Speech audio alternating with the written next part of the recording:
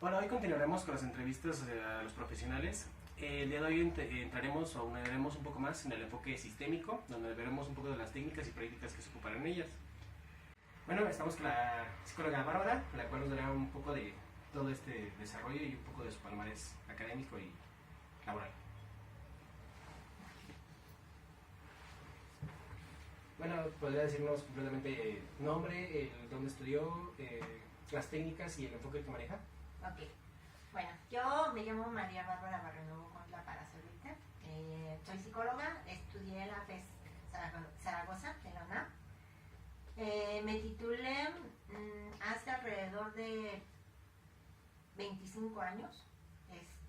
Nada más que yo dejé la carrera por un tiempo. Cuando yo estudié en la FES Zaragoza, todavía no había tan definidos los enfoques que se utilizan hoy, los enfoques como, digamos, de la psicología moderna y la intervención moderna. Entonces, me titulé siendo muy teórica, muy poco práctica, de hecho no tenía como la práctica para trabajar. Y hace más o menos 13, 14 años empecé a estudiar un diplomado precisamente en terapia breve sistémica. Este diplomado es el que terminé, después seguí estudiando, se estudió un diplomado del MRI, que es una de las escuelas que le dan el inicio o le dan el surgimiento a la terapia breve sistémica. En el MRI se juntan varios psicólogos que estaban en Estados Unidos, que en ese tiempo había mucho el problema de los soldados que llegaban de la guerra, de la Segunda Guerra Mundial y después de la Guerra de Vietnam. Llegaban con muchos traumas, entonces se necesitaban enfoques psicológicos que fueran de intervención rápida. Había que tratar muchísima gente que estaba llegando con problemas muy fuertes y muy serios, y entonces la psicología se embarcó en un estudio de hacer una nueva corriente o una nueva forma de terapia que fuera más breve. Se llama terapia breve sistémica porque recurre a fundamentos de las teorías de la comunicación, en donde se basa en que la comunicación y las familias actúan como sistemas. Por eso es sistémica. Y breve porque una vez que la escuela comienza a sacar como un protocolo para tratar a los pacientes, se supone que pueden dar atención y resolución a problemas objetivos en alrededor de 10 a 15 sesiones, a veces 8. Al principio se inicia trabajando con familias, que era lo que tú me decías, colocamos a la familia, ¿no? Pero en la medida en que evoluciona el sistema o en la medida que evoluciona la terapia, se centra ya en la persona. Y la persona está dentro de un sistema interior que es hacia adentro de la persona y un sistema donde interactúa con familia y con sociedad. O sea, es como si crecieran los sistemas, ¿no? De más pequeños a más grandes, y la terapia sistémica, aun cuando trate con un individuo solo, aunque no venga toda la familia, estamos tratando de alguna manera indirecta con toda la familia, con todas las piezas del sistema. Esa es la terapia sistémica y se desarrolla en Estados Unidos, en Palo Alto, California, la escuela del MRI, que le da como surgimiento a todo lo que es la terapia sistémica. La terapia sistémica tiene como diferentes corrientes. Digamos que los psicólogos, una vez que se han preparado en la terapia sistémica, desarrollan sus propias técnicas que les dan como facilidades y observan diferentes cosas. De la terapia sistémica surge la terapia de soluciones, que es terapia sistémica pero con un enfoque en las soluciones. Surge el MRI, que es una forma como más básica de hacer las cosas, con todo un programa, con como un protocolo a seguir para la intervención a los pacientes. Y surge la terapia estratégica, en la cual se utilizan como estrategias muy puntuales de intervención para que las personas las apliquen y de manera como muy concreta y muy rápida. Surge también la terapia de Milán, que es una terapia que tiene como fundamentos en Europa y que es un poco más parecida a lo que es el psicoanálisis, pero ya como extraída para poderla aplicar desde el enfoque sistémico. Entonces, lo que yo he hecho a través de ir aprendiendo todos los enfoques es como ir adecuándome más que nada al paciente. La terapia sistémica siempre va a tomar la postura del paciente y siempre va a tomar el lenguaje del paciente. Una vez que tú entras al consultorio a hablar con un paciente, te olvidas de la jerga psicológica, te olvidas de todos los términos psicológicos, escuchas al paciente hablar, y una vez que tú tienes como una cantidad de su lenguaje, empiezas a tomar su lenguaje para poder hacer una intervención. Entonces, básicamente eso es como como la escuela de la terapia sistémica. Yo estudié un diplomado de terapia sistémica, un diplomado de MRI, que son sistémicos. Después estudié uno de terapia de hipnosis, que es de hipnosis ericksoniana. Y Erickson tuvo una gran influencia, sobre todo en la terapia de estratégica, que también es sistémica. O sea, se juntan muchos psicólogos de muchas corrientes, con mucha preparación, pero de mucha, digamos que en ese tiempo apenas estaba conformando la terapia sistémica, entonces todos ellos van agregando. Y uno puede ir como estudiando como diferentes enfoques, pero a fin de cuentas todos son sistémicos en este sentido. Entonces, pues mi preparación tiene que ver con con hipnosis, también estudié PNL.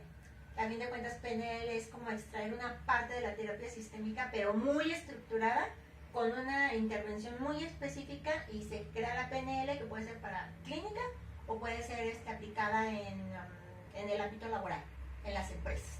Entonces hay capacitadores que estudian la PNL, y de ahí también surge el coaching empresarial. Todo esto es como lo de la terapia sistémica, todo es lo que va como heredando, como que va dejando todas esas como aprendizajes que se van desarrollando como terapias nuevas, pero que surgen de la terapia sistémica. A veces sería la terapia sistémica, y eso es más o menos lo que yo he estudiado, con lo que me he preparado, y durante más o menos 13 años es lo que he implementado con mis pacientes. Un poco la mezcolanza de todo, que a fin de cuentas viene todo de lo sistémico, pero digamos que viendo qué es lo que para cada persona como que se acomoda, ¿no? Dependiendo del carácter, dependiendo de lo que la persona te trae, dependiendo del problema, qué es lo que más le haría sentido. Puedes aplicar exclusivamente terapia de soluciones, puedes aplicar exclusivamente estratégico, puedes aplicar exclusivamente hipnosis, o puedes combinar. Entonces es más o menos como intervengo yo en la terapia sistémica. Ok, bueno, y en este mismo proceso, las intervenciones más comunes al estarnos ocupando, ya que es una mezcolanza, pero ¿cuáles son lo que más nos ayuda de repente a generar esta empatía y poder llegar a adentrarnos más esta situación del paciente? Ok, bueno, primero que nada, como que lo básico en esto, una vez que aprendes como lo básico, todas las terapias y todas las herramientas que tienes son como tu ayuda, ¿no? Son como decir, bueno, yo en mi estuche de herramientas, a lo mejor tengo 5 desarmadores, 5 pinzas, y a lo mejor digo, bueno, para eso necesito una más chiquita, una más grande. Pero independientemente de que tengas esa cantidad de estrategias, o que tengas menos, o que tengas más, como que lo primero y lo más importante es tener una estructura al hacer la intervención, ¿no? Primero, pues lograr este contacto, esta empatía, que eso se logra desde el momento en que la persona entra, desde el momento en que tú tienes la primera mirada o la primera vista con la persona, desde el momento en que saludas, desde el momento en que creas un rapport, ¿no? Se dice que este rapport, de alguna manera, técnicamente lo creas logrando en la persona los primeros 5 sí, ¿no? O sea, ¿cómo le fue fácil llegar aquí? O ¿cómo se sintió al llegar aquí? O hace mucho calor, y cuando la persona te dice sí hace mucho calor, tú logras las primeras formas de contactar con el paciente. Esa es la primera parte, esa sería como la intervención básica, ¿no? O sea, a lo mejor no estás cambiando el problema de la persona, pero ya estás logrando hacer algo con la persona. Ya la persona está logrando que tenerte confianza, ¿no? Esa sería la primera. La segunda es escuchar a la persona atentamente, más o menos entrando, llevando y conduciendo a que no se salga de lo que es el problema, porque muchas personas te cuentan toda la historia, ¿no?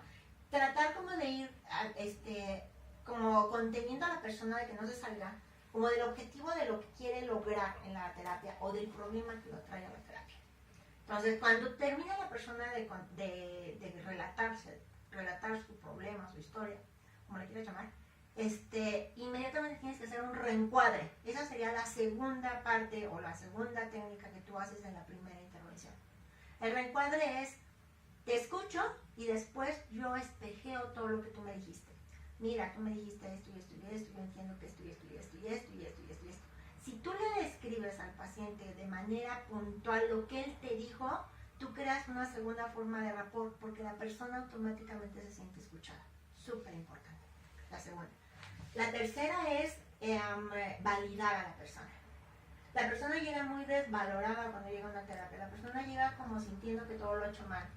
Si llega con miedo, no quiere compartir porque tiene miedo del juicio. Entonces lo primero que haces es validar a la persona. Wow, me parece increíble lo que has logrado en la vida, me parece increíble que teniendo este problema por tantos años tú hayas logrado estar aquí, que hayas logrado hacer esto, que hayas logrado, no es tan fácil lograr, o sea, de alguna manera hacer que se sienta cómodo y que se sienta bien con lo que ha hecho, que hasta ese momento ha hecho algo que no le da resultado para resolver el problema, pero eso está contigo, pero entonces lo validas de esa forma. Tú has intentado de muchas formas, simplemente no da resultado, pero ¿cómo vas a hacerlo ahora diferente para que esto sí dé resultado, ¿no? Para que esto que vas a hacer ahora sea diferente, pero tú lo hiciste perfecto hasta ahora. Simplemente hay que buscar otros nuevos caminos, faltan ideas. Cuando tú lo validas, llevas la tercera parte del rapport y llevas la tercera parte de la intervención. Todavía no das técnicas, pero la persona ya está como más tranquila, me explico, ya está más abierta a las posibilidades que tú le vas a presentar después. Una vez que haces eso, tú vas creando en tu mente todas las técnicas que puedes implementar. Una de las que te crea el enfoque sistémico o el MRI es primero que nada hablar de las soluciones intentadas. Eso es una técnica, esa sí la pueden mencionar como técnica. Lo demás es parte de cómo estructuras una intervención o una sesión y son los pasos que vas siguiendo. Cuando ya has seguido esos pasos, ya tienes a la persona y que ya tienes el problema, tú vas imaginando cuáles son las cosas con las que puedes intervenir. La primera podría ser porque hay muchas, pero es una de las básicas que te enseñé y que es lo más sencillo. Soluciones intentadas. ¿Qué has hecho? ¿Cómo lo has tratado de solucionar? ¿Cómo has enfrentado esto? Y entonces ya te puede decir, no, pues le di 5 nalgadas y luego, a lo mejor luego le di 7 y luego le di 10. Le digo, bueno, la solución intentada es la nalgada, ¿no? Entonces, pero a pesar de que das más nalgadas, el problema crece. Entonces quiere decir que esa solución intentada no es la que necesitas para resolver el problema, ¿no? Necesitamos otra solución. Pero luego te dice entonces, bueno, también intenté eso, pero bueno, intenté, pues darle recompensas, ¿no? Otra solución intentada. ¿Cómo te funcionó esto? No, pues tampoco. Entonces, vamos recorriendo las soluciones intentadas porque no podemos sugerirle una estrategia que no sabemos que ella intentó. Entonces, recorremos primero las soluciones intentadas. Una vez que tú vas haciendo el recorrido de las soluciones intentadas, la persona también va cayendo en insights, en darse cuenta, ¿no? Bueno, pues es que sí, ¿cómo? O sea, ya que lo estoy hablando, ya no me suena igual que cuando lo estoy haciendo. Cuando yo lo estoy diciendo, me lo estoy explicando a mí y te lo estoy explicando a ti. Entra otra reflexión. El entrar en insights no es mucho de la técnica sistémica, sin embargo es lo que va sucediendo en el consultorio, es lo que te vas dando cuenta que va sucediendo, ¿no? Una vez que has hecho eso, entonces ya puedes recurrir a un montón de ganas que sí yo les pediría que se pongan como a investigar cuáles son esas estrategias, porque son muchísimas. Por ejemplo, en terapia de soluciones. En terapia de soluciones es, bueno, ya una vez que tú me dijiste todo, a lo mejor por ahí yo me doy cuenta de que fíjate que una vez lo que hice fue esto, y eso como que sí me medio funcionó. Pero después seguí haciendo lo que hacía siempre, ¿no? Ok. Esto sí te funcionó. ¿Qué otra cosa detectas como que hubo un cambio? Sí, una vez hice esto otro. Entonces, juntamos las cosas que sí dieron como un efecto positivo, que sí fueron soluciones, y entonces me empiezo a acercar, a hacer crecer eso que ya es una solución. En terapia de soluciones voy a buscar lo que ya tenía un enfoque, ya tenía una solución en el enfoque. En este enfoque nos vamos a recargar como en todo lo positivo. Todo lo positivo, o sea, en vez de estar como hablando del problema, vamos a estar hablando todo el tiempo de la solución. Cuando la persona me dice, no, es que yo he sufrido, pero ¿cuándo fue cuando no fue tanto? ¿Qué día lloraste menos? ¿Qué pasó ese día que lloraste? Me enfoco, voy cerrando. Los enfoques tienden a tomar como de manera más cerrada una sola parte. Por ejemplo, en soluciones, si tú dices, yo voy a aplicar única y exclusivamente el modelo de soluciones, te vas a enfocar solamente en lo que sí funciona. La persona va a insistir en el error porque toda la gente quiere sacar el problema. Tú vas a estar como, a ver, ya se me fue, la regreso. Sí, pero aquel día que me dijiste que sí, ¿qué pasó? Y lo extiendes, haces que la persona hable más de eso. Cuando se va, la haces que se vaya con dirección a hacer. Si una vez hizo aquello que le funcionó, se va a ir a la semana a hacerlo 10 veces. Y si fueron 3 cosas las que te mencionó, la pones a hacer 10 veces las 3 cosas que le funcionó, de tal manera que como que de su mente no hay espacio para que llegue todo lo que genera el problema. Eso sería una técnica de soluciones. En soluciones también hay otra técnica que se llama la pregunta del milagro. En la pregunta del milagro le dices a la persona, una vez que ya te lo platicó, y que te dice, bueno, hay un ejemplo que a mí me gustó mucho cuando estaba estudiando de un chico de la FE Zaragoza que entra al consultorio a hacer la práctica y llevaba como técnica precisamente la de la pregunta del milagro. Entonces la chica estaba diciendo que pues ella se sentía criticada todo el tiempo, que si abría la boca sentía que todo el mundo le decía que era otro estudiante de Zaragoza, la paciente. Entonces que todo el mundo le criticaba cuando hablaba, que le daba mucho miedo como entrar al consultorio a hacer intervención porque decía que todo el mundo le iba a decir que lo que así estaba mal y todo eso, ¿no? Entonces ya dijo todo su estrés, toda su angustia de estar en la escuela, de sentirse todo el tiempo mirada, observada, criticada. Y entonces le dice el chico, bueno, imagínate solamente que tú te levantas mañana y llegas a la escuela y resulta que el problema desapareció. Ya no está, tú te sientes perfecta. Algo pasó, algo sucedió, mágico, milagroso, de las estrellas, pero ya no está el problema. ¿Qué crees que haya pasado? Entonces ella se quedó pensando, creo que ya no los pelé. Creo que ya no me puse a poner atención en eso. Creo que me enfoqué a lo que tenía que hacer. Creo que el otro día cuando me levanté y me di cuenta que ya no sucedía el problema es que simple y sencillamente estaba yo ignorando a todos. Entonces le dicen a la chica que se vaya afuera y que imagine que eso ya sucedió. Que esté en el ámbito escolar del día a día con el milagro, ¿no? Esa es una técnica. A los 8 días le preguntas, ¿cómo te sentiste toda esta semana? Pues realmente me sentí mucho mejor porque logré no hacer caso y ya no los tomé en cuenta, entonces me imaginé que eso no existía y el panorama cambia, el problema disminuye. Entonces, bueno, esa es otra técnica. Eso es en terapia de soluciones. En terapia estratégica es muy curioso, la terapia estratégica la han llamado un poco manipuladora, porque muchas veces haces cosas como decir, a ver, por ejemplo, un caso que a mí me sonaba también mucho cuando estaba en el tratamiento, y ya después te platicaré de los que yo hacía. Pero una que me hizo como mover muchas cosas fue una señora que tenía muy mal carácter, gritaba demasiado, ofendía mucho y además le esperaba a sus hijos, literalmente. Entonces hablaba de su enojo, de la forma difícil que tenía ella para manejar su enojo, ¿no? Para controlar su enojo, para direccionar su enojo. Entonces, como no lo podía hacer, la tarea en la semana del psicólogo fue pues, mandarla a salirse a la calle y golpear un poste, ¿no? Cada vez que tenía ganas de golpear a alguien, pues salía a la calle y golpeaba el poste, ¿no? Y eso bajó o sea, como que, en primer lugar, porque también a ella le dolía, ¿no? O sea, y además se tenía que salir, implicaba todo eso. Entonces eso fue haciendo que su enojo se fuera calmando, ¿no? Fue con una perspectiva diferente. Pasan muchas cosas a nivel interno, muchos cambios. No digo a nivel inconsciente porque la terapia sistémica tiene el nivel inconsciente así como que eso es como que no, lo niega totalmente. Para mí el inconsciente es algo diferente y está más bien ubicado en la terapia de niños, ¿no? Pero bueno, en el sistémico no entra tanto. Pero bueno, suceden cosas, suceden cambios. Un terapia sistémico no va a analizar tanto qué pasa en el inconsciente de la persona y cómo se mueven las emociones, sino que funciona. La terapia sistémica es verba porque tiene que funcionar. Los años en práctica te van a dar la decisión si tú nada más eres así de estricto en ese sentido o vas tomando el manejo de emociones, la hipnosis, la mente inconsciente y todo eso. Pero en terapia breve es práctico, es algo muy práctico, es rápido lo que podemos hacer, ¿no?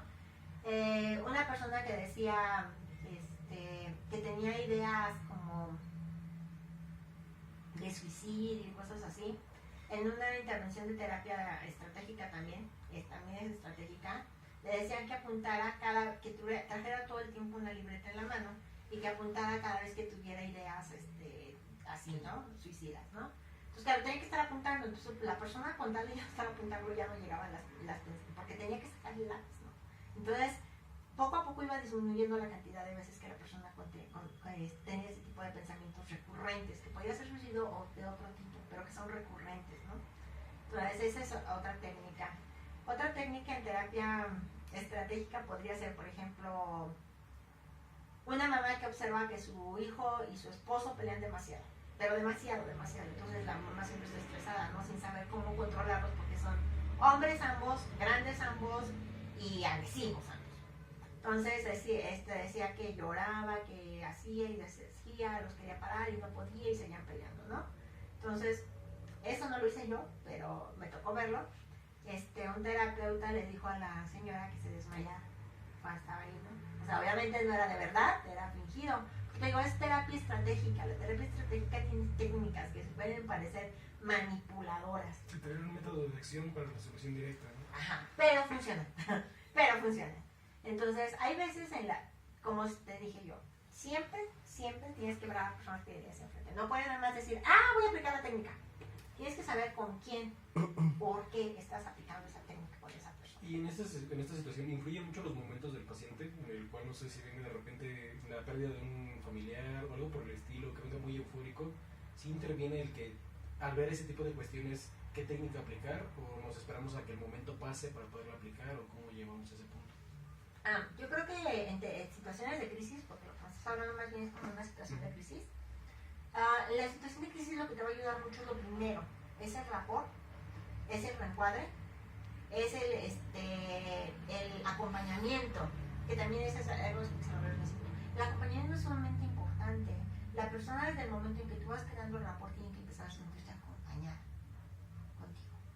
Entonces, esa parte es la que genera en situaciones de crisis el acompañamiento, el escuchar, el reencuadrar. Esa es la parte que te va llevando. La parte que te va haciendo que la persona vaya cambiando, porque a veces las personas lo que necesitan es ser escuchadas, tener espacios para ser escuchadas. Es diferente, por eso te digo, tienes que tomar siempre en cuenta a la persona. No puedes decirle que no hable tanto del problema a alguien que trae esto, ¿no? Lo que sí puedes hacer es como guiar la conversación de las personas que llegan, como acaba de morir un familiar, las personas que acaban de ser, por ejemplo, violadas, digamos. Para esto hay otras técnicas. Para la violación, primero que nada, es como validar mucho a la persona para que la persona empiece a dejar de sentir culpa, porque la mayoría de las personas violadas también se sienten culpables. La violación tiene un alto contenido de lo que debemos sentir como por socialmente indicado, ¿no? Si a ti te violan, pues debes de sentir que te mueres. Si a ti te violan, debes de sentir que ya la vida se te acabó y que ya no vales nada, ¿no? Es como socialmente como estructurado como lo que debes de sentir, ¿no? Entonces, primero es como ir cambiando todas esas directrices, que es un pensamiento. Lo que está dirigiendo como todo tu dolor, todo eso son pensamientos. Entonces, es como cambiar esos pensamientos. Hay técnicas que también están dentro de la terapia biosistémica y que tienen que ver con el funcionamiento neurológico, por ejemplo, en la violación o en recuerdos de historias traumáticas y dolorosas, una golpiza, un asalto muy fuerte, un secuestro, violación, que son situaciones que te dejan una respuesta orgánica o biológica a esa sensación de miedo, que es un trauma. Entonces hay técnicas como por ejemplo el movimiento rápido de los ojos, no me recuerdo, ahorita se me fue el nombre de la técnica exactamente, pero tú tienes que poner a la persona con la imagen de lo que está pasando, del dolor que te está generando el recuerdo de la violación, lo que sea, el evento traumático, y cuando la persona tiene enfocada en un punto la escena, tú mueves la escena, pero con los ojos, no tienes que seguir con los ojos. Cuando los ojos llegan a un punto en el que ya no pueden seguir como moviéndose hacia acá, como que brincan tantito. Entonces mueves la mano y vas llevando la escena hacia acá. Y la vas llevando varias veces, donde tú sientes que la escena brinca varias veces. De tal manera que el cerebro ya no la puede como tener como en el mismo lugar. ¿Me explico? O sea, como que empieza a brincar la imagen y se empieza como a salir de foco, como si estuvieras moviendo una cámara con la que estás grabando demasiado y de repente ya la imagen ya no se ve porque se empieza como a rayonear, ¿no? Entonces haces eso en el cerebro, que es un choque en el cerebro de la imagen, que nada más es visual, pero automáticamente el recuerdo en la imagen también se colapsa. Entonces logras hacer un colapso en la imagen del recuerdo traumático y de repente la persona visualmente ya no tiene la imagen tan dolorosa y automáticamente emocionalmente se baja el dolor. Sí, a veces es tan sensitiva en la situación. Sí, el problema es que los seres humanos somos bien caóticos. Y entonces si yo ya no siento dolor por lo que me pasó, me da una sensación de culpa. ¿cómo puedo no sentir dolor de algo tan traumático? Tengo que revisarlo, ¿no? Entonces, tienes que trabajar las dos cosas. Cancelar como la imagen del evento traumático y al mismo tiempo ir trabajando con el hecho de no debes sentir culpa por no recordarlo. De hecho, lo sano, lo bueno es dejar atrás el evento.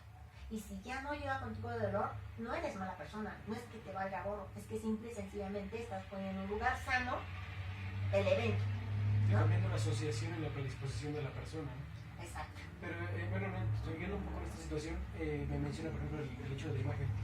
En este tipo de cuestiones o estas prácticas de enfoque sistémico, ¿hay materiales indicados para estarnos ocupando o que sean como muy recurrentes en la ejecución de ellos? Ya sea, no sé, pizarrones, algunas prácticas o cuestiones de algún material físico que tengamos que ocupar. Eso es algo que tú decides. Cada persona decide cómo trabajar. Hay personas que apuntan a eventos muy puntuales en un cuaderno de la situación de la persona y hay personas que no lo hacen, ¿no? O sea, eso es dependiendo del psicólogo. A lo mejor si yo tengo 4 casos, 5 casos a la semana, no necesito apuntar nada.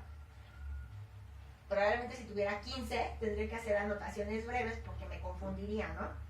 Pero me refiero en el hecho de la práctica. Tal vez en el consultorio tener de ver, no sé, un muñeco que sea como el análisis de la ira, en el estarlo apretando, por el estilo, el representarle las imágenes en un momento en cuestiones gráficas, con dibujos o algo por el estilo. Ese estilo del terapeuta. No hay nada escrito, ni hay nada obligatorio, ni nada tiene que ser tal así. O sea, cada terapeuta trabaja de la forma en que quiere trabajar. Yo utilizo pizarrón. No sé si tú lo recuerdas, que yo utilizo pizarrón. Pues me encanta utilizar el pizarrón porque me encanta hacer como simbolismos, ¿no? Por ejemplo, yo enfoco a la persona como, para mí la persona es una persona que está compuesta por diferentes áreas de su vida. Algunas personas lo representan como un pastel, yo lo veo como esferas, entonces a veces dibujo esferas, a donde digo, bueno, esta es tu parte del amor, esta es tu parte de la familia, esta es tu parte de la diversión, pero todo eso eres tú, ¿no? Ahorita tu parte del amor se cayó, se rompió en pedacitos, te engañaron, te pusieron el cuerno, no te puedes sobreponer, pero tú eres un montón de esferas en la vida, ¿no? Entonces yo acostumbro a dibujarlo en un pizarrón, las esferas, ¿no? O un pastel. Digo, entonces, ¿tu pastel en qué está dividido? Ahorita, como estás deshecho y estás destrozado, la parte del amor ocupa un gran pedazo, ¿no? ¿Y dónde se quedó la de los amigos? ¿Dónde se quedó la de la familia? Y la persona representa ese círculo, ¿no? Entonces digo, bueno, entonces, o sea, si te das cuenta, a lo mejor 3/4 partes del pastel es el amor y como se rompió, pues ya estás deshecho, ¿no? Entonces vamos a ver qué hacemos con las otras partes. Con las otras partes que eres tú, porque eres un todo completo, no eres nada más amor, ¿no? O no sé, si a lo mejor eres deportista y fracasaste en el deporte, ¿qué pasa con las otras esferas, no? ¿Por qué estás deshecho? ¿Por qué estás roto si hay más esferas, no? Entonces lo represento en un pizarrón. Pero a veces no tengo el pizarrón, tampoco me importa gran cosa, ¿no? Yo creo que eso es algo que depende de cómo para ti es más sencillo, o también depende de la persona. Hay personas a las que te es más fácil que te entienden a través de un dibujo. Y sí es cierto, hay psicólogos que utilizan almohadas, hay psicólogos que utilizan como que grites, cosas así. Yo creo que eso tiene que ver con tu práctica. La forma en la cual me acomode más al estarlo desarrollando. Sí, exacto. Porque aunque tú vayas a un diplomado y te digan que tienes que usar un cuaderno, en la práctica si quieres lo vas a usar y si no, no. O sea, no hay como, eso no está estandarizado. Ni siquiera pueden decirte, tienes que seguir así el protocolo.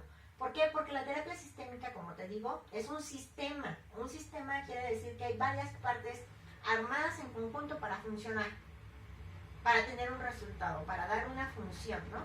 Y esas partes todas son importantes. Entonces, cuando tú vas a aprender terapia, pues tú eres un sistema. Por lo tanto, pues como el sistema es importante cualquier cosa, cuando tú estás trabajando con un paciente, a lo mejor tú dices, en primer lugar, si yo trabajo contigo y tú eres parte de un sistema, automáticamente voy a tener efectos en todo lo que te rodea. Voy a tener efectos con tus amigos, voy a tener efectos con tu familia, y tú le puedes hacer una pregunta en alguna de las sesiones. ¿Tú has observado si alguien de tu familia ha notado algo en ti diferente? No, pues sí, fíjate que mi papá y mi mamá ya me dijeron que esto, y mis amigos ya esto, y yo ya... Ahí te das cuenta cómo llegó un cambio en el sistema. Entonces, a lo mejor tú me dices, es que yo tengo muchas broncas con papá, y digo, ¿sabes qué?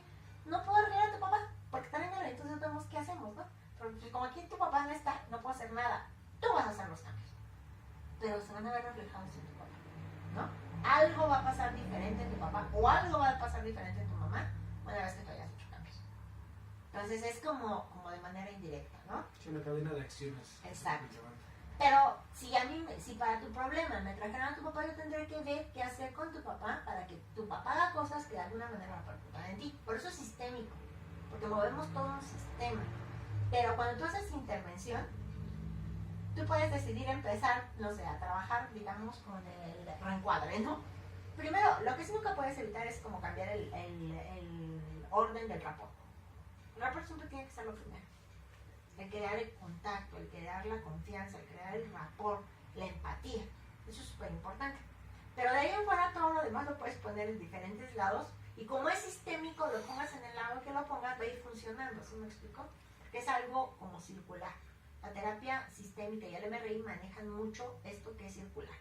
Donde tú haces el cambio, repercute en otro lado. Entonces, por eso te digo, no puedes decir como que, a ver, hay algo que es básico o algo que tienen que hacer todos los psicólogos. No, porque a lo mejor tú vienes conmigo y resulta que yo empiezo a trabajar contigo desde un área de tu problema, pero como es circular, está afectando en todo, y llegas con otro psicólogo y trabaja otra área, otro pedazo. Pero es sistémico, entonces están haciendo lo mismo con diferentes ángulos de visión, por así decirlo, con diferentes materiales, ¿no? O sea, no sé, hay quien, ¿cómo te diré? Por ejemplo, hay esto es terapia, es parte de lo que es la terapia ericksoniana, que es estratégica y que también es de hipnosis. Pero en la parte que le quitas de hipnosis y dejas nada más lo puro estratégico, puedes utilizar, por ejemplo, hay una parte donde tú le llevas a la persona a hacer como una metáfora. La metáfora es otra forma de intervención. La metáfora es como platicarle a la persona un cuento a donde haya muchas cosas que simbolicen su problema y que cambien el problema. Entonces, bueno, una intervención metafórica podría ser como hablar que la persona necesita una piel de la mente, una protección de la mente, a donde tú puedes recibir muchas vibraciones del medio exterior, de tu mamá, de tu papá, de tus amigos, de tu tío, del esto y del otro, pero si tú tienes una sana protección de la mente, pues esa mente te va a proteger como la piel. Por ejemplo, la piel te ayuda a que las bacterias del medio ambiente no te enfermen, no te contamines, ¿no? La piel de la mente y todo lo que nos recubre y todo lo que nos está cuidando de nuestra piel, nos ayuda a que no entren las bacterias por la nariz porque tienen vellosidades en la nariz, los ojos te lagrimean cuando quiere entrar tierra en los ojos, la piel te cubre de toda la tierra, del agua, del clima y además protege tus músculos internos, ¿no? Pero así como toda la piel nos sirve para protegernos, también hay una piel de la mente, que esa te la tienes que imaginar, ¿no? Como tú te la quieres imaginar. Pero esa piel también te va a proteger. Por ejemplo, si yo llego y te digo, ay, es que eres bien inútil, pues yo activo la protección de mi mente, yo activo mi piel. Entonces es como repelente, ¿no? Pues me llega el agua y el agua que me está lloviendo no se meta dentro de mi cuerpo, se resbala por mi piel. Pues igual, me dices, es que voy a sonar más fuerte, eres bien pendejo. Y te dices, pues llega mi piel y se me resbala, ¿no? Eso es una metáfora, es una técnica. Y yo puedo decírtela nada más así platicándote. Pero yo te puedo decir, a ver, acuéstate en el piso, te vamos a dibujar la silueta y la pones en un papel bond, en un cartón, dibujas la silueta y le pones, tu piel de la mente no está sana ahorita, tiene muchas heridas, está muy lastimada. ¿Por qué? Porque te insultaron, te agredieron, te abandonaron, etcétera, etcétera, etcétera. ¿Dónde está todo ese dolor? Dibuja las cicatrices o dibuja las heridas todavía sangrantes en ti mismo, pero en la representación de papel. Entonces pones, no sé, la abertura en el corazón, muchos dicen aquí en la cabeza, otros dicen que en el estómago, otros tienen las manos mutiladas y así, ¿no? Entonces ya lo pones y tú le dices, bueno, ahora aquí están las benditas, aquí está el mertiolate, aquí está eso. Repáralo, ¿no? Sánalo. Pero te estás sanando a ti mismo. ¿Tú quieres creer que va a pasar o quieres creer que no va a pasar? Mira, tu piel, si tú te cortas, va a sanar por sí sola, quieras o no. Pero tu piel tiene esa cualidad natural de reparación. Obviamente, si tú vas y le haces así para que te siga saliendo sangre, que ahora los adolescentes lo hacen cada rato. Ay, órale, sáquele sangre y órale, ¿no? Rásquele y duélale. Entonces, pues no va a sanar. Pero porque no quieres, o sea, no estás cuidando la piel de tu mente, ¿no? Entonces, vienes acá porque quieres estar bien. Vamos a cuidar la piel de la mente. Es una metáfora, es una técnica. Entonces, la puedes hacer, cierra los ojos e imagínate que lo estás haciendo. O puedes ponerlo en el piso y puedes hacer que lo haga de real. Entonces, si es material, si quieres. Si no quieres, no es material. ¿Qué me explico? O sea, tú lo vas a hacer, tú te vas a apoyar de todas las anclas y de todos los materiales que quieras utilizar. Si quieres. Si no quieres, no. Por eso. Pero es lo que tiene que ver mucho con el paciente también en esta parte de si es demasiado visual, si lo hace más pragmático o en cuestiones auditivas, ¿no? Por eso me tengo que ir de la mano con esta parte de los materiales. Sí. Es como, sobre todo con los niños, es más es más rápido lo que impactas o lo que logras con manejando materiales, ¿no? Manejando muñecos que representen familias, que tengan emociones, que tengan sentimientos, a los que les crees una historia con una metáfora resolutiva. Con los niños, por ejemplo, funciona muchísimo utilizar la metáfora del arco iris, a donde los niños vienen aquí en medio de una tormenta, los papás quieren que se compongan los niños, pero ellos quieren seguirles echando la tormenta. Entonces tú dices, vale, pero haces la intervención con los papás, porque realmente un niño nunca se va a componer si tú no compones a los papás. Generalmente no vas a ver niños, porque a los niños el problema viene desde los papás, ¿no? Se tienes que componer a los papás. Pero cuando tienes que trabajar con niños, que hay muchas situaciones en las que se tienen que trabajar con niños, como en violaciones, como en abuso sexual, como todo eso, lo haces a través como de muñecos, de juguetes, de cuentos, de historias, de metáforas. Y ahí sí te pones a leer, ya no te quedas a leer cuentos. Y si eres bueno en creando cuentos, inventa el cuento y metaforízalo, ¿no? O sea, las situaciones del niño llévalas a un muñeco de peluche, etcétera, etcétera, ¿no? El dibujo. Eso sí, esas técnicas sí son como de leerle un poco y buscar técnicas de dibujo para los niños, interpretación de dibujo para los niños, juegos con muñecos, metáforas, cuentos, historias. Ahí sí necesitas mucho material. Con los adultos sí tiene que ver un poco con lo que es la persona y qué tan rápido quieras lograr un efecto con los niños, con los adultos. Pero como te digo, o sea, no es indispensable el material. Es más que nada cómo manejas metafóricamente, imaginariamente toda la información. Digo, a mí me encanta usar pizarra. Me encanta estar dibujando. Me encanta, por ejemplo, si le digo a una familia para que muchas veces una familia se compone simplemente ubicándolos en el estatus, ¿no? En una jerarquía, donde los abuelitos son abuelitos, donde los papás sean papás, donde los hijos sean hijos, porque a veces que los hijos terminan siendo los papás de los papás y de los abuelitos. ¿Por qué? Porque quienes se hacen cargo de todo en la casa son los hijos. Ya les tienen que decir a los papás qué van a hacer mientras no estén en la casa, ya les tienen que decir a la abuelita esto, y entonces quienes dan las órdenes, quienes dan las instrucciones, quienes manejan todo, son los hijos. Y entonces eso ya no funciona, porque se acabó la jerarquía, ¿no? Hay niños que tratan a los abuelitos como si fueran sus sirvientes, sus esclavos, y los abuelitos pierden la jerarquía, ¿no? Una vez me dijo un papá, le dije yo, wow, así deben de tratar los papás, ¿no? Papá, es que mi abuelita me dijo esto y esto y me regañó y dile algo. Y le dices, pues no, hijo, porque tu abuelito es mi papá y yo soy súper obediente. Y yo tengo que obedecer a mi abuelito. Y si te dijo mi papá a ti esto, tú tienes que obedecer el doble. Porque fue mi papá el que te lo dijo. Entonces yo obedezco y tú obedeces a mí y a mi papá. ¿Por qué? Porque acomodó la jerarquía inmediatamente. Pero vas manteniendo la estructura del sistema, desglosando desde arriba hacia abajo, ¿no? Y no cambiando como en ese sentido. Exactamente. Y eso ya es una estrategia, eso ya es una intervención. Entonces, si te das cuenta, a veces tú vas a leer un libro y vas a leer muchas cosas, pero no te dice ahí, esto es una estrategia, esto no es una intervención. Tú tienes que extraer al momento de estar aplicando, al momento de estar escuchando, ¿no? Y bueno, y de esta manera, al ver tantos desgloses y tantas formas que son muy interesantes, ¿podríamos llegar a verlo en práctica directamente? ¿Algún ejemplo directo con alguno conmigo o con mi compañero? Sí, como quieras. ¿Sí? Y bueno, como parte de la entrevista, vamos a ver un ejemplo de cómo se aplica una de estas técnicas. No sé qué técnica voy a aplicar para la psicóloga, pero para conocer un poco cómo se trabaja directamente, ya que conocimos cuáles son las técnicas, conocimos un poco de tu historia, de cómo trabajarla con cada tipo de paciente, el vivirla o conocerla para tener un modelamiento de la técnica.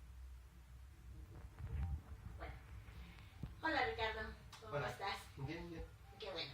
Bueno, como ya habíamos pasado esta parte en la que tú y yo nos presentamos, en la que yo ya te expliqué más o menos cómo yo trabajo la psicología, pues y ahora que aquí que te interesa también tú tener algún beneficio para ti, me gustaría que me dijeras qué es lo que te trae en este momento a este espacio y qué es lo que quisieras lograr al venir a este espacio, qué es lo que quisieras lograr en cuanto a la problemática o la situación que tú traes. Pues algo que me trae aquí sería el llenarme más de esto que es en alguna manera de lo que en algún futuro quiero vivir, que es la psicología, el conocer, como ya lo decíamos, expertos en la materia y pues en cierta manera adquirir un poco de cada uno de ellos, no quedarme solamente con lo que yo tengo, con lo que puedo aprender en clases, sino aprender de todas las personas que están relacionadas en este sentido. Okay. Bueno, platicábamos aquí que hay un montón de técnicas que se pueden aplicar, muchas formas de hacer intervención. No creo que les podamos llamar a todas técnicas, pero sí todo es una intervención. Desde el principio hasta el final hay una intervención para lograr algo, ¿no? Para lograr un objetivo. Para poner en práctica ahorita una forma de lograr, de que ustedes observen o se den cuenta de una forma de intervención, me gustaría que tú me platicaras o que me compartieras alguna problemática o alguna dinámica en la cual te gustaría que hiciéramos algo para que tú lograras una mejoría en esa situación de tu vida. Pues a lo mejor en alguna situación en la que no me he sentido cómodo, podríamos decirlo, es en esta sucesión de el sentirme que no puedo lograr algunas cosas. Porque, digamos, poniéndolo en el contexto, yo antes de entrar a la psicología estaba estudiando otra carrera. Entonces, en el momento que hice el cambio de esta carrera, cuando me salí de ahí fue porque no logré pasar el primer año. Entonces me sentí de esta manera como que no podía lograrlo. Y me daba mucho miedo cuando entré a psicología el pasar el primer cuatrimestre. Entonces, en ese sentido, creo que poco a poco lo he ido trabajando, pero aún siento cierto temor al fracaso. Ok. ¿Y cómo ha sido cuánto tiempo llevas estudiando? Llevo ya 2 años estudiando psicología. Ok, entonces ya pasamos varios cuatrimestres, Sí, ya. en los que ya superaste el Sí. miedo al primer cuatrimestre, ¿no? ¿Qué hiciste? ¿Cómo fue tu primer semestre tu primer cuatrimestre para enfrentar todo esto, para lograrlo? Pues en primera, se puede decir, lo primero que se me vino a la mente fue el no hacer lo mismo que hice cuando estaba en otra carrera. El no tratar de estar tanto, se puede decir, en el despapalle. Ok. El estudiar lo que en cierta manera se me llegaba a dificultar o lo que no entendí en clase, porque en la otra carrera no lo hacía. Era salir de la escuela, llegar a mi casa y no hacer nada. Que actualmente a lo mejor he vuelto un poco a eso, pero no de la misma manera que cuando estaba allá, porque de cierta manera pues no quiero repetirlo. Por otra parte también el pensar, o bueno, el sentirme que puedo lograr las cosas, porque allá, como bueno, en primera nunca había reprobado ninguna materia, el tener el primer, se puede decir, el primer descalabro en reprobar una materia fue un golpe bastante duro para mí en ese sentido. Okay. Entonces aquí fue de primera el nunca reprobar una materia, el de siempre tratar de ser un alumno sobresaliente o sí, en cierta manera que no me diera este descalabro para no volver a caer en esa misma situación. Ok. O sea, me estás como compartiendo el hecho de que tú tuviste, a partir de que sales de la otra carrera, como varios aprendizajes. Sí. Tomas como varias decisiones importantes, ¿no? Me comentas que una decisión fue pues alejarte un poco del despapalle, digamos que las horas que tenías que estar invirtiendo en ir regular o ir bien en la escuela las estabas invirtiendo en otra cosa que no tenía nada que ver con la escuela, y entonces tomas una decisión, tomaste una primera directriz. Luego me dices, pues había cosas que de alguna manera en algún momento se te dificultaban y que las ignorabas. Pues no las sé, ¿no? Y tenía esto tenía un efecto, ¿no? En tus calificaciones. Entonces, tomas una segunda decisión de no volver a hacer esto, ¿no? De enfocarte más a precisamente a las partes que son tus puntos débiles, como reforzarlos, ¿no? Sí. Poner atención ahí. 2. 3. Me dices que cambia tu pensamiento o retomas un pensamiento. Tú habías tenido la facilidad de haber ido bien en la escuela y de repente entras a la carrera y te se va a tomar. Sí. En cuanto tú tenías pues buenas calificaciones al principio, en la preparatoria me imagino, tenías la seguridad de que podías con la escuela. Sí, exactamente. Y de ahí se rompe esa creencia de ti mismo cuando repruebas, ¿no? Sí. Entonces has tenido que retomar, pero ya no ha sido tan fácil retomar la confianza en ti mismo. En este sentido, sí. Uh-huh. Me ha sido un poco, al principio sí fue bastante difícil, los primeros que le podría decir, los 2 cuatrimestres. Okay. A día de hoy, que estoy en el séptimo cuatrimestre, es mucho más sencillo, pero a veces vuelvo a lo mejor a repetir patrones o repetir conductas en la que no estudio o en la que no, o que me llega a importar poco lo que estoy viendo en ese momento, y es cuando digo, no, ¿sabes qué? Estás volviendo a cometer lo mismo. Te está valiendo la escuela en ese sentido, o te está valiendo este tema y sabes que va a venir en el examen. Entonces es esta situación de como que sí, como que me desvío, pero algo en mí me vuelve a decir, no, sabes que vuélvete a centrar, vuelve al camino, porque si no, sabes lo que va a pasar. Ok. Me parece que te conoces, has aprendido como en este tiempo a conocerte perfectamente bien. La confianza, ¿qué papel está jugando en esos desvíos? ¿Qué papel está jugando en el que tú dejes de ser tú en determinados momentos? Pues en ese sentido creo que se puede decir que no es que deje de ser yo, sino que sigue siendo parte de mí, pero es esa parte de mí que le importa poco lo que, o sea, ahora sí que se venga en el futuro. Pero es esta misma situación en la que, pues, como en algún momento me los han dicho mis padres, tú bien tienes que ser alguien en el futuro, y ese alguien que yo quiero ser es actualmente ser un buen psicólogo. Entonces es esto de regresarme, y en ese momento pues recuerdo que la verdad sí lo sufrí el haberme salido de la carrera. Entonces digo, no quiero sufrirlo. ¿Por qué? Porque a diferencia de cuando estaba en otra carrera, psicología me ha llenado realmente. Okay. Entonces es como esa de, no vas a decepcionar algo que sí te está llenando, o no vas a fracasar en algo que sí te está llenando. Entonces ese como que me voy saliendo y me regreso por esa situación. Y cuando no sucede absolutamente nada, que entra el patrón de la formita, el patrón del me vale gorro, sí.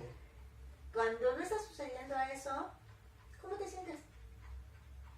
Fíjese que me siento bien, me siento relajado, me siento sin estrés, pero al mismo tiempo estoy con la cabeza de, te está siguiendo, te está faltando estudiar, te está faltando centrarte.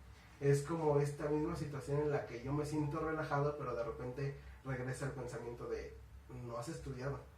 Pero al mismo tiempo es como que digo, no, pues al rato estudio, o no está tan difícil. Entonces me siento yo bien, me siento relajado, me siento haciendo otras acciones o otras cosas en mi vida que pues igual me llenan, que me siento tranquilo. Por poner un ejemplo, a mí me gustan mucho los videojuegos. Entonces en este sentido a veces descuido la escuela por estar jugando videojuegos. ¿Te da culpa cuando estás jugando? No me da culpa. Okay. Me siento, pues ahora sí que me siento relajado, me siento tranquilo. Una vez terminando de jugar es cuando digo, es que lo hubiera hecho, hubiera estudiado, digamos, en alguna situación en donde dejé de hacer una tarea, o dejé de tomarme en serio una tarea por estar jugando. En el momento de que ya estoy apurado haciendo la tarea, porque al final de cuentas termino haciéndola, aunque sea con el estrés de que me falte 10, 15 minutos para hacerla, estoy con la idea de, es que si lo hubiera hecho, si hubiera aprovechado este tiempo que no utilicé, es cuando me entra así de, es que ¿por qué no lo utilicé? Porque me puse a procrastinar en este sentido.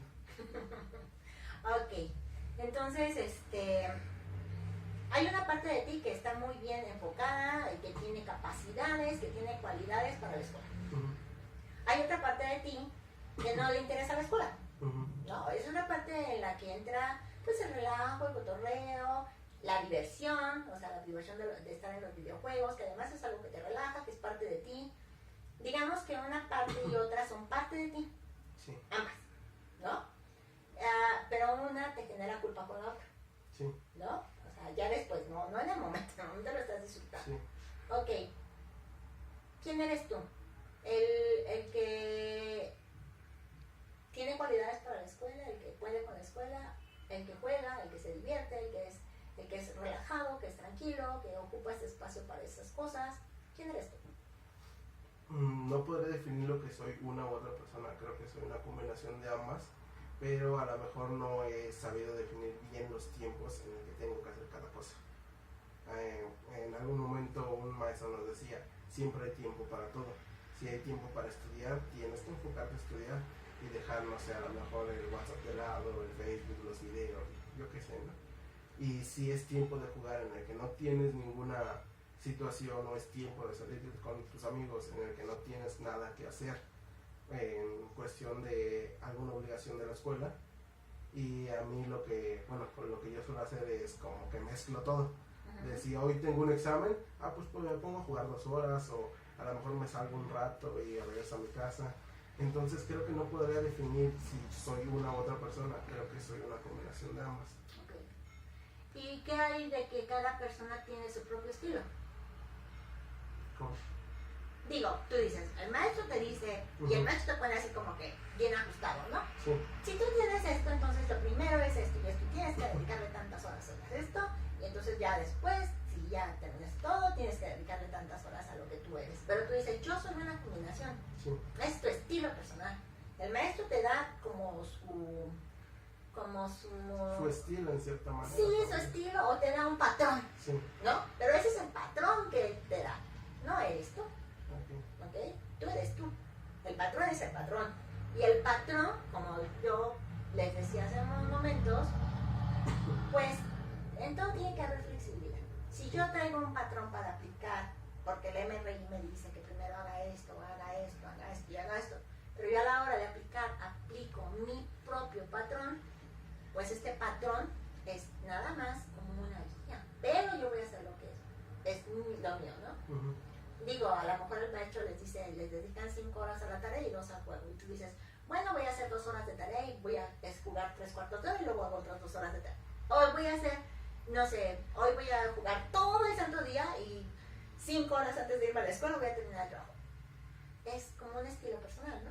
Sí, creo que Ok. lo puedo definir así. Ajá, como un estilo personal. Y en ese sentido, ¿cómo te sentirías tú si siempre sencillamente le das chance a hacer a tu estilo personal? Pues creo que me sentiría bien siempre y cuando sí siguiera, pues ahora sí que mi estilo y no tratar de copiar a alguien más, ¿no? Ok, esa sería una. 2. ¿Qué pasa con el estrés que llevas cuando tienes 20 minutos para terminar el trabajo, pero tú sabes que en 20 minutos lo vas a terminar? ¿Por qué te estresas? Si sabes que en 20 minutos lo vas a terminar. Porque a lo mejor en alguna situación siento, como lo comentaba, a pesar de que sé a lo mejor que sí lo voy a terminar, siento que lo pudiera haber hecho mejor si hubiera tenido más tiempo de hacerlo, o si lo hubiera dedicado más tiempo a hacerlo. Es esta situación en la que siento que lo pudiera haber hecho mejor, que a lo mejor no está mal, pero yo en esta situación a veces soy exigente, se puede decir, entonces siento que lo podría haber hecho mejor y no lo estoy haciendo mejor porque nada más tengo media hora para hacerlo. Ok, ¿qué pasaría si en el sentido de decir, híjole, a lo mejor todavía en un momento dado puedo caer en el problema de irme para abajo en las calificaciones porque hago esto? ¿Qué pasaría si lo que te dijeras a ti mismo fuera, si sigo haciendo lo que estoy haciendo, no voy a volver a caer en lo que había estado? Digo, sí voy a seguir agarrando mi juego, pero yo sé que en un momento dado tengo que parar y tengo que seguir.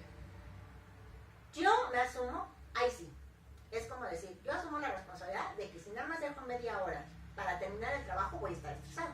Sí. Pues ni modo, pero así lo asumí. ¿Sí me explicó? Hay una palabrita que a mí me fascina, que se llama ni modo. Sí, me encanta, ¿no? Así, la verdad, me súper fascina. Porque hay miles de cosas que yo me pongo como un estándar y pues yo las hago de otra forma, ¿no? Sí. Y me sale de otra forma. Y entonces cuando yo me digo a mí mismo, pues sí, ya me estoy estresando, pues ni modo. Así lo decidí yo. Sí, ¿no? Y digo, bueno, dentro del estrés ya me dejo de estresar. Pues ahora sí, tengo media hora y en esa media hora no le puedo parar. Ni siquiera puedo ir a tomar agua. Ya, yo me lo puse así, ¿no?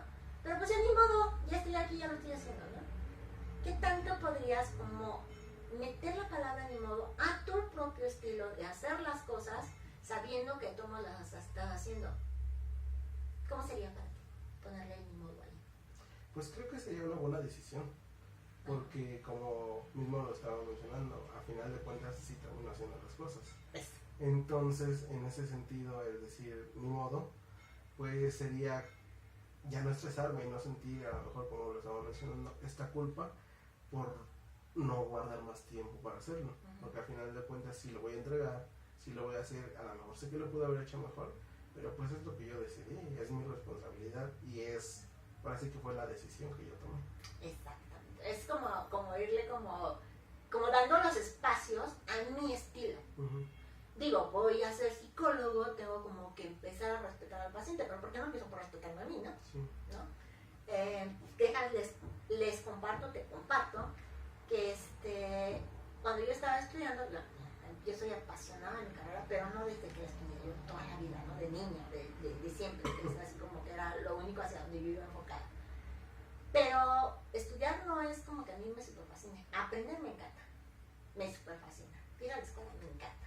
Hacer tareas y estudiar no es tanto de moda, no me gusta muchísimo, lo que pasa es que yo aprendo muy rápido, ¿no? Entonces, a mí me enseñaban las técnicas y yo me las aprendía, ¿no? Yo nada más las veía o las veía una vez y ya sabía, entonces me hacía fácil. Entonces, no era muy matada, no era súper estudiosa, no era muy de hacer súper trabajos, pero yo decía, pero a ver, yo quiero ser psicóloga, pero también quiero ser mamá, pero también quiero tener una casa, me fascina cocinar, me encanta estar con y me encanta pasear. Entonces no me daba tiempo de todo. Si yo quería ser alguna de ellas que tenía miles de compañeras que eran matadas y de puro 10, yo decía entre mí, no, pero es que yo tengo que llegar a mi casa, tengo que saber qué hacer, porque yo si veo a mi casa desarreglada y nadie lo hacía, lo tenía que hacer yo me muero. Me va a dar un infarto si veo a mi casa tirada. Así que prefiero entregar la tarea que tener mi casa tirada, porque yo me muero en mi casa con mi casa tirada, ¿no? Y luego me casé cuando estaba estudiando la carrera, tuve hijo cuando estaba estudiando la carrera, entonces yo decía, pues ni modo, si en la noche ni siquiera duermo, ¿no? Puras mamilas y puro cambiar pañales, entonces pues nada más lo que podía estudiar. Pero yo aprendía, entonces yo me sentía a gusto. Si yo me hubiera preocupado por la calificación que mostraba, pues me hubiera preocupado mucho. No salí tan mal, salí con un promedio de 8. Pero yo decía, si quisiera ser una alumna de 10, tendría que ser más mala nota, tendría que no tener mi casa tan arreglada, tendría que no cocinar, porque de verdad las que se mataban pues, se dedicaban como 8 horas diarias al estudio, ¿no? A trabajos, no. Yo le dedicaba hora y media. Entonces, lo único que hice fue decir, esa soy yo, no soy una niña de 10. A lo mejor como aprendía muy rápido, luego me preguntaban mucho, oye Bárbara, ¿cómo se hace esto? ¿Cómo se hace el otro? Pero no era una niña de calificaciones diferentes. No te estoy diciendo eso que eso sea bueno. O sea, yo admiro a mis hijos, por ejemplo, tengo una hija que salió con la carrera de 9.5, ¿no? Con mención honorífica. Y la admiro. Pero yo dije, yo no quiero ser así, ¿no? Entonces, si yo quiero ser una niña de 9.5 y voy a sacrificar los demás, pues empiezo por respetarme. Yo soy una niña de 9.5. Y si no voy al cine, si no voy al teatro, y si no hago esto, me vale, porque a mí me gusta esto, ¿no? Entonces es, a lo mejor un poquito de mi modo, un poquito de me vale, un poquito de respeto, un poquito así.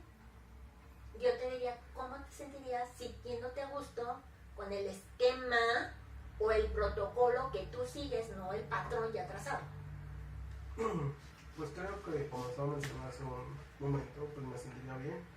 Actualmente, pues sí, creo que he asumido ese papel de que, pues sí, no soy un alumno ejemplar, que no soy un alumno que pues tenga las mejores o las excelentes calificaciones, pero al mismo tiempo, pues yo puedo compartir que se me facilitan los exámenes. De igual manera aprendo rápido, se puede decir. De igual manera no me gusta hacer las tareas, odio hacer las tareas, porque como lo estamos mencionando, el tiempo en mi casa es para mí. Ajá. Ya no es tiempo de hacer las tareas, porque para eso estoy en la escuela, o al menos eso es muchas veces lo que yo me digo. Pero pues creo que me sentiría bien y actualmente, como lo comentaba, pues me siento bien. Ya no estoy tan estresado en esta situación de que no, es que voy a fracasar, es que esto, es que lo otro, porque ya lo he ido trabajando yo mismo poco a poco. Entonces creo que me sentiría bien, no debería de sentirme, se puede decir, esta culpa por no tomarle el tiempo que en mi cabeza decía es lo que le tengo que dedicar, porque al final de cuentas pues este soy yo, el que pues no le toma tanta situación a la escuela, el que entrega las cosas, pero a lo mejor no es un alumno de 9.5, 9.6, simplemente es un alumno de 8.4, 8.5 y ya está bien. Perfecto. Porque puedes como darle como la suficiente importancia a cada una de las facetas que tú eres. Entonces, como ser humano te vas a sentir íntegro, te vas a sentir completo y una persona como con mayor facilidad, ¿no? Digo, porque pues si siempre estás cargando estrés, obviamente cuando llegues al paciente vas a cargar estrés. Sí, y le puedo llegar a transmitir ese estrés a mi propio paciente. Sí, además déjate comparto otra cosa. Cuando yo estaba estudiando estratégico precisamente, una de las estrategias es como tener el lenguaje de todas las personas. Digo, si te llega alguna cocinera y te empieza a platicar, no, es que dije, es que yo hago un mole delicioso y que no sé qué tanto. Tienes que tener un poquito de contacto con eso, ¿no? Si te llega un niño y tienes que tratarlo y te está platicando de Dragon Ball, pues entonces utiliza como lo que hayas visto de Dragon Ball, o lo que te hayan dicho tus hijos, o lo que has vivido toda tu vida, para utilizar un lenguaje que sea como de contacto con el niño a través de lo que te está platicando, que es el Dragon Ball. Entonces digo, si nos vamos a meter a los libros de lleno, se nos va a olvidar practicar el mundo y la vida.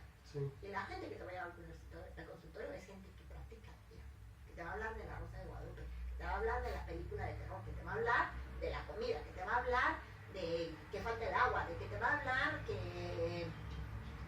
que fue a tal viaje que a lo mejor nunca salió en su vida. Y tú tienes que tener como esa proyección de mundo, ¿no? Entonces, qué padre poder ser como multi todo, ¿no? Sí. Multitareas, multiaprendizajes, multidiversiones y poder tener como un poquito de todo, ¿no? Sí. Bueno, si te facilita sacar el 9 y 10, no está mal, ¿no? No estamos hablando de que está mal. Sí, puedes sacar. Y entregar tareas, pues sí, aunque no sean las mejores y más excelentes del mundo, pero eso es algo muy personal. Como yo les decía, o sea, el enfoque es la persona. Súper importante, ¿no? Entonces, bueno, ¿cómo te sientes? ¿Cómo haces? ¿Qué piensas de todo esto que pusimos ahorita en la mesa? Tú me dices como varias cosas, las acomodamos de alguna manera. Creo que pusimos ahorita como un enfoque diferente a observar o ver o sentir lo que tú estás viviendo y cómo te sientes al respecto. Me siento bien, me siento tranquilo, porque pues sí, como al menos me di cuenta que pues no está mal, ¿no? Las maneras en las que lo estoy haciendo, porque a veces a lo mejor sí me podía sentir así de que no, tienes que enfocarte más, o tienes que hacerlo mejor, o tienes que sacar el 10 a lo mejor, pero pues a final de cuentas pues ese no soy yo. Si me pusiera de esa manera, pues desaprovecharía tiempo para otras cosas que a lo mejor me apasionan, otras cosas que a lo mejor me fascinan y que forman parte de mí, forman parte de mi día a día y forman parte de lo que soy. Entonces, si me enfocara solamente a una de esas partes, pues dejaría de ser yo y me estaría, como lo estaba comentando, me estaría traicionando a mí mismo. Entonces me hace sentir bien, me hace darme cuenta que pues no está mal. Y tú puedes con la carrera de todos modos, ¿no? Sí. O sea, que no hay bronca. Sí. Ok, bueno. Pues yo creo que hasta aquí sería como la parte en la que se cierra una sesión, en la que la persona te dice cómo se va, cómo se siente, qué se lleva. En algunas situaciones tú le preguntas a la persona cuando quieres como enfatizar mucho qué es lo que se lleva, como para ver, como para tú tener la claridad y la persona también tener la claridad de qué se llevó de este momento, qué es diferente del momento en el que entra al consultorio al momento en que se va. Creo que él lo dijo todo junto, entonces ya no tuve yo la necesidad de preguntarle qué te llevas, ¿no? A donde él dice, yo me siento a gusto conmigo mismo, creo que me voy con la tranquilidad de que lo estoy haciendo bien, de que quiero cuidar otros espacios de mi vida que es importante para él, que a veces esto nos lleva estrés, ¿no? El patrón social, el patrón estructurado, a donde nos dicen que las cosas tienen que ser de determinada manera. Nos olvidamos de la persona, olvidemos del individuo, de lo que es mío o de lo que es de la persona que está enfrente de mí, que está siguiendo un patrón y por lo tanto no está a gusto, ¿no? Entonces aquí, él lo dice todo, yo ya no le vuelvo a preguntar ¿qué te llevas? Porque él me lo dijo. Pero hay muchas situaciones en las que sí como que es conveniente volverle a preguntar a la persona ¿qué te llevas? Porque ese momento en el que esa persona resume lo que lleva diferente hoy a lo que traía, hace un cambio al salir del consultorio, ¿no? ¿Qué técnica apliqué ahorita? Pues nada más reencuadre y como que un poquito terapia de soluciones, como enfocarme en lo positivo, ¿no? Mucha validación, porque bueno, él me está diciendo que pues está mal, que juegue juegos y que mejor debería dedicarse a estudiar, entonces yo le digo, ¿por qué no? ¿Por qué si es tu estilo, no? O sea, tu estilo está mal, ¿realmente estás haciendo algo muy malo? ¿Realmente es algo que te ha generado en estos 7 semestres algún gran problema?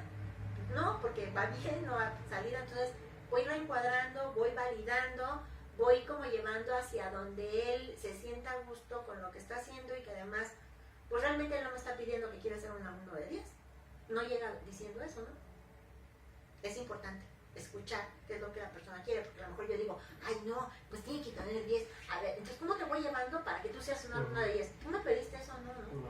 Entonces, sí hay que tener como mucha sensibilidad de escuchar lo que te dice la persona y no asumir tu objetivo con la persona. No poner tu objetivo en la persona, ¿no? La persona te va a ir diciendo hacia dónde es, cómo quiere, o sea, yo nada más quería sentirse tranquilo. Si yo lo llevo a una situación que no, probablemente ni se va a sentir tranquilo ni lo va a lograr, ¿no? Entonces, bueno, eso sería como ahorita en lo que él me comparte,